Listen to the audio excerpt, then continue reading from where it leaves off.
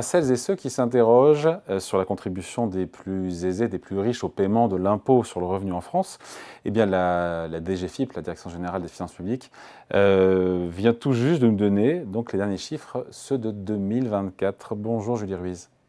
Bonjour. Vous êtes journaliste économique au Figaro.fr. Julie, j'ai retenu un chiffre. Je ne sais pas si c'est le bon, mais en tout cas, c'est celui que j'ai retenu. 10% des ménages français, il faut bien écouter, 10% des ménages français payent 3/4 de l'impôt sur le revenu en France. Il n'y a pas de doute, a priori, quand on entend ça, à avoir sur on va dire, la progressivité de l'impôt sur le revenu et le fait que ce sont les plus riches qui payent la facture de l'impôt sur le revenu. C'était ça le chiffre clé, qui n'est pas nouveau, tous les ans on l'a, mais voilà, on l'a encore sur les revenus 2024.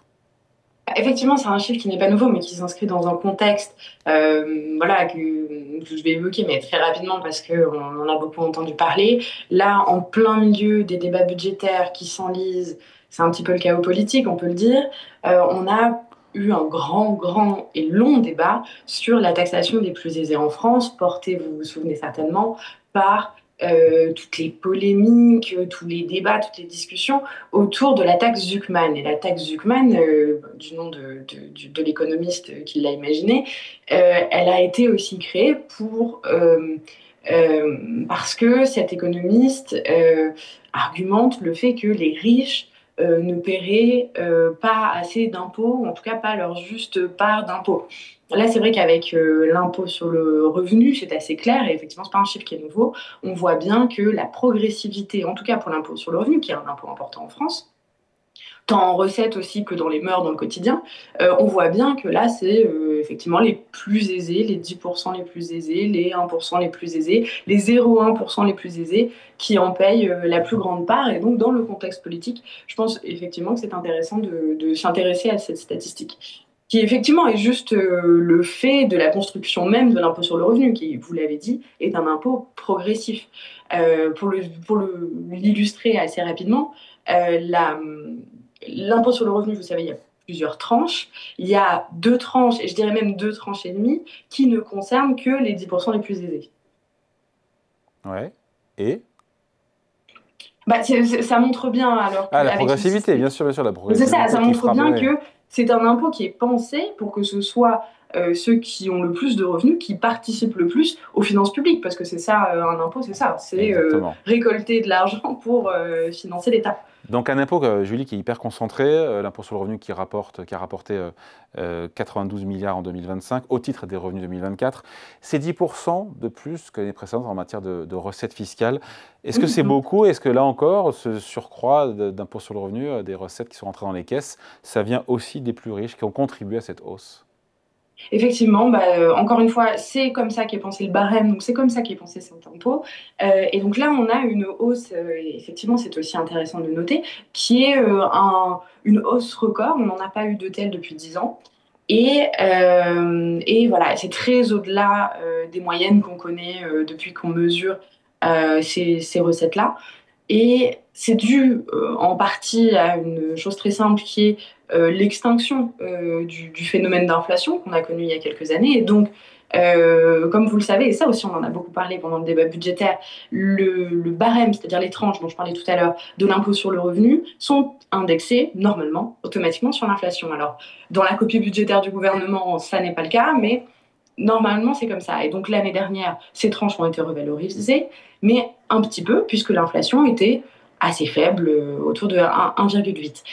Pendant ce temps-là, ça c'est le barème pour 2025, mais pendant ce temps-là, on impose en 2025 au titre des revenus 2024. Vous savez comment marche l'impôt sur le revenu, on est imposé sur les revenus de l'année précédente. Sauf que l'année précédente, il y avait de l'inflation et donc il y a eu des augmentations de salaire, mais pas que. Il y a eu des augmentations de pensions pour les retraités, il y a eu toutes les allocations ont augmenté, etc. Et donc là, on a ce décalage, cette espèce de rattrapage où le barème en fait augmente peu alors que les revenus augmentent un peu plus. Et donc là, c'est là qu'on a cette hausse record. Et effectivement, comme tout le barème est construit pour toucher ceux qui ont le plus de revenus, on voit que c'est les 10% les plus aisés qui contribuent le plus en valeur absolue à cette hausse. Dans les contribuables les plus aisés, il y a ceux qui payent la contribution exceptionnelle sur les hauts revenus. qui explique aussi une bonne part de la hausse de recettes, des 10% de hausse de recettes. Et eux, pour le coup, vous l'écrivez très bien, j'ai lu votre article, hein, pour 1 euro de gagné, c'est la moitié qui part dans les caisses de l'État. Hein. Effectivement, alors à partir effectivement d'un certain seuil, c'est pour ça que je vous parlais, vous vous souvenez au tout début de l'interview, de 2,5 tranches qui ne touchent que les plus aisés. Donc cette contribution exceptionnelle sur les hauts revenus qui n'est pas si exceptionnelle puisqu'elle existe depuis des années et des années. Je crois que ça a été mis en place sous la présidence de Nicolas Sarkozy, donc pas si exceptionnelle. Hein. C'est une mécanique, c'est pas de l'impôt sur le revenu au sens où c'est pas comptabilisé par l'administration fiscale comme une recette de l'impôt sur le revenu, mais ça y ressemble quand même furieusement. C'est en fait une tranche en plus pour les personnes qui déclarent un revenu supérieur à 250 000 euros pour un célibataire sans enfant. Hein, je fais pour une part pour aller vite.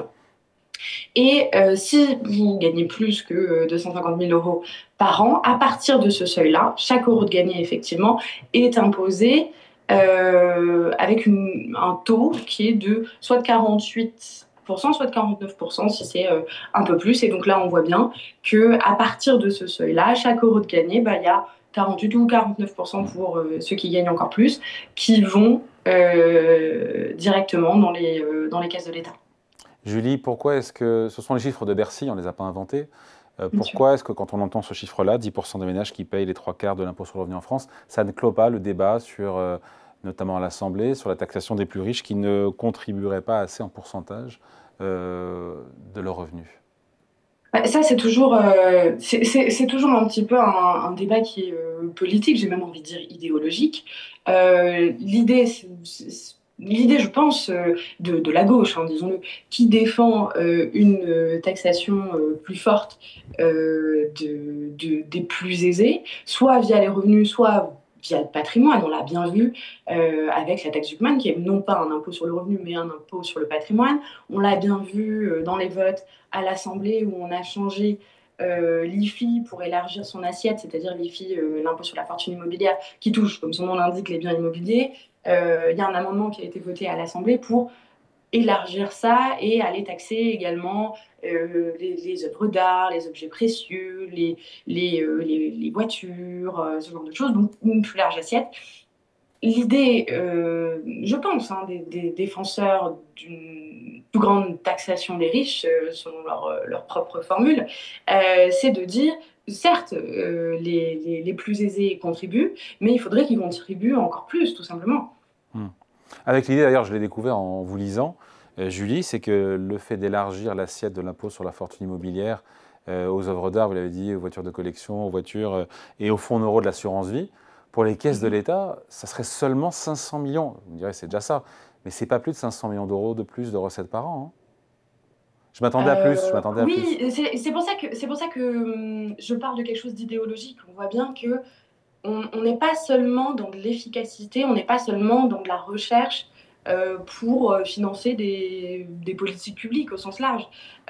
C'est aussi peut-être une volonté une volonté politique, tout simplement, de dire que voilà, les plus aisés sont trop aisés et il faudrait que la répartition des revenus, des niveaux de vie, des patrimoines soit, plus petite entre le haut de la pyramide et le bas. Allez, merci Effectivement, beaucoup. pas forcément une question uniquement budgétaire. On le voit bien quand on a les chiffres sous les yeux. Merci beaucoup. Explication signée Julie Ruiz, journaliste économique au Figaro.fr. Merci Julie et bonne journée. Merci, à bientôt. Au revoir.